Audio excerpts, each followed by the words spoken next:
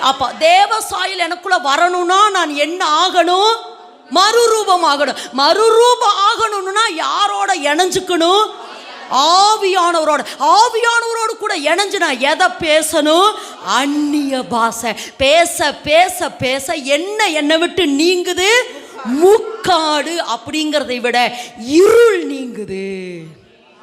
ஓகேவாமா? எனக்குள்ள இருள் இருந்தது உண்மைதான், கோணல் இருந்தது உண்மைதான், வெறுமை இருந்தது உண்மைதான். அப்போ அந்த முக்காடு என்னை விட்டு நீங்கணும்னா நான் என்ன செய்யணும்? பலத்த காற்றாக ஆவியானவர் என் மேலே இறங்கணும். அப்படி இறங்கி என் நாவோடு கூட இணைஞ்சு நான் அந்நிய பாஷை பேச பேச, திரும்பவும் சொல்ற, என் மனம் புதிதாகிறதுனாலே நான் மறுரூபமாகிறேன். என் மனம் புதிதாகிறதுக்கு அல்லது மறுரூபமாகிறதுக்கு நான் அந்நிய பாஷையை பேச பேச பேச பேச, ஆவியானவரோடு கூட இணைஞ்சு பேச பேச